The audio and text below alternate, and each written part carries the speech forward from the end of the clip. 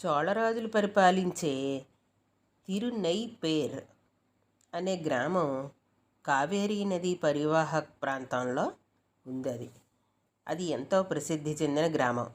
ఆ గ్రామంలో ఒక బ్రాహ్మణ కుటుంబంలో ఇహంలోనూ పరంలోనూ కూడా పరమేశ్వరుడి దివ్య చరణాలే సర్వం అని చెప్పి నమ్ముకొని జీవిస్తూ ఉన్న నమినంది అడిగళ్ అనే ఒక శివభక్తుడు ఉన్నాడు.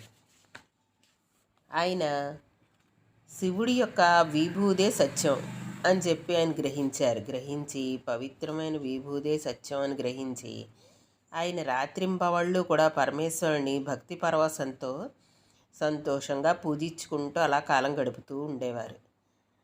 వాళ్ళ ఊరికి సమీపంలో తిరువారూర్ అనే క్షేత్రం ఉంది. ఆ క్షేత్రానికి వెళ్ళిన ప్రతిరోజు పరమేశ్వరుని పూజించుకుంటూ ఉండేవారు.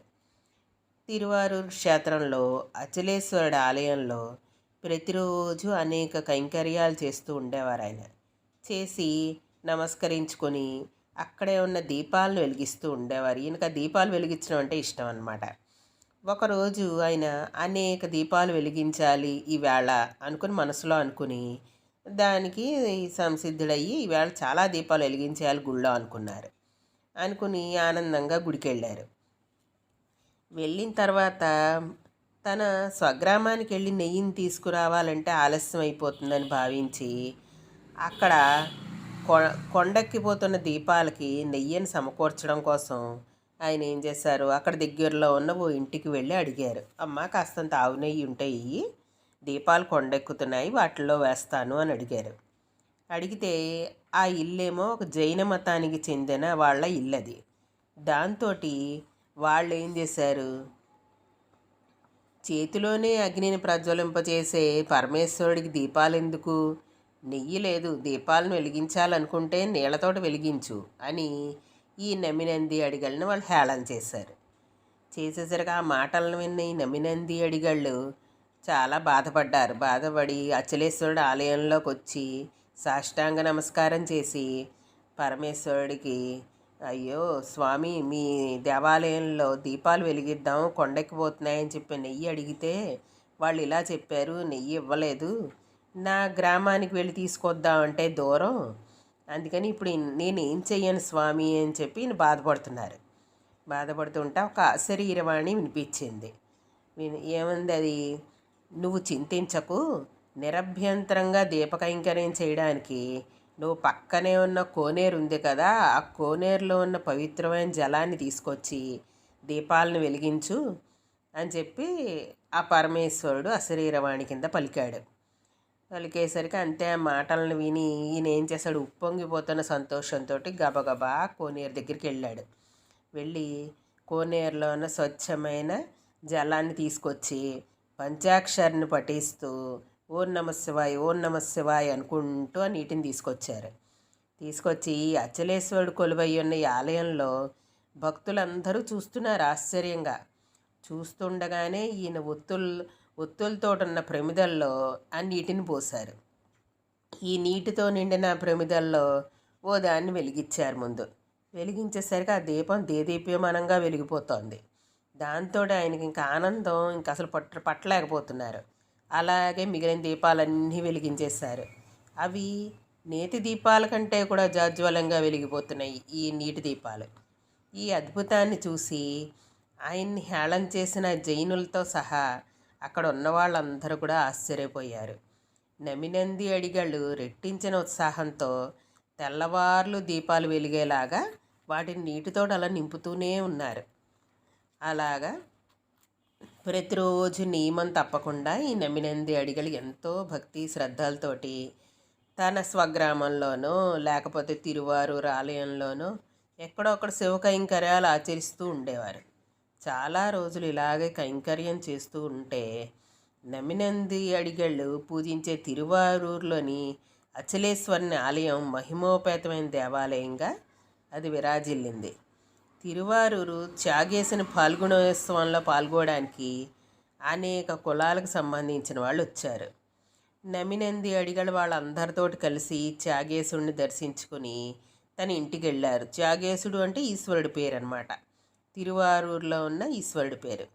తిరువారూరులో ఉన్న త్యాగేశుడు అనే పరమేశ్వరుడు ఆ పేరుతో ఉన్న పరమేశ్వరుడిని ఆయన పాల్గొనోత్సవంలో పాల్గొనడానికి వెళ్ళారు. ఈయన వెళ్తే అక్కడ అనేక కులాల వాళ్ళు వచ్చారు. అక్కడికి వస్తే ఈ నమ్మినంది అడిగల వాళ్ళందరితో కలిసి ఈ త్యాగేశుడిని దర్శించుకుని ఇంటికి వచ్చారు.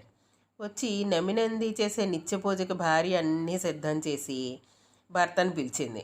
ఏమండి వచ్చి పూజ చేసుకోండి అని చెప్పి ఆవిడ అన్నీ సిద్ధం చేసి పిలిచింది. ఈయన ఇంటికి వచ్చాక నమ్మినంది అడిగాళ్ళు అన్నారు తన భార్యతోటి, తిరువారూరు పాల్గొనోత్సవంలో పాల్గొనడానికి వచ్చిన వాళ్ళందరినీ నేను ముట్టుకున్నాను కదా, వాళ్ళందరినీ తాకడం వల్ల నేను శుభ్రతను కోల్పోయాను, నేను మడిగా లేను, అందుకని స్నానానికి నీళ్లు పెట్టు, నేను స్నానం చేసి వచ్చి అప్పుడు దీపం పెట్టుకుని పూజ చేసుకుంటాను అన్నారు.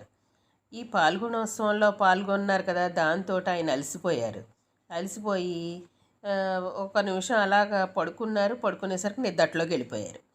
నిద్ర పట్టేసరికి ఆ నిద్రలో నమ్మినంది అడిగళ్ళకి ఆ త్యాగేశుడు శివపరమాత్మ ఆ స్వప్నంలో ఆయనకి దర్శనమిచ్చారు. ఇచ్చి, ఏమనుకుంటున్నావు నువ్వు, తిరువారూరులో జన్మించిన వాళ్ళందరూ కూడా జ్ఞానమూర్తులు, శివగణాలు తెలుసా నీకు చూపిస్తానురా అని చెప్పి అదృశ్యమైపోయారు ఆయన. నువ్వు అక్కడ వాళ్ళందరినీ ముట్టుకొని నేను మడిగా లేని ఇప్పుడు నేను శుభ్రతను కోల్పోయాను అనుకుంటున్నావు నువ్వు, వాళ్ళందరూ నా గణాలు వాళ్ళు ఇక్కడ జన్మించారు, వాళ్ళందరూ శివగణాలు, వాళ్ళందరూ నా భక్తులు, వాళ్ళందరూ నా శివగణాలు వాళ్ళు, నువ్వేమనుకుంటున్నావు, వాళ్ళని ముట్టుకుని వచ్చి నేను శుభ్రతను కోల్పోయాను అనుకుంటున్నావు నువ్వు, చూద్దిగాని రా అని చెప్పి ఈయనకి స్వప్నంలో శివుడు చెప్పాడు. చెప్పేసరికి నమ్మినంది అడిగళ్ళు నిద్రలోంచి మేల్కొని అప్పుడు ఆయనకి సత్యం అర్థమైంది.